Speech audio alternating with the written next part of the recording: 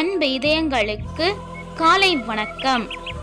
இந்த நாள் உங்களுக்கு ஆசீர்வாதமாக அமைய வாழ்த்துக்கள். இப்புதிய நாளுக்கான ஆசீர்வாத இறைவசனம் 1 கொரிந்தியர் அதிகாரம் 15 இறை வார்த்தை 58. உறுதியோடு இருங்கள், நிலையாய் நில்லுங்கள்.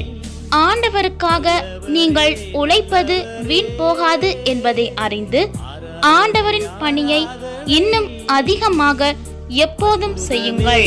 அதிசயமே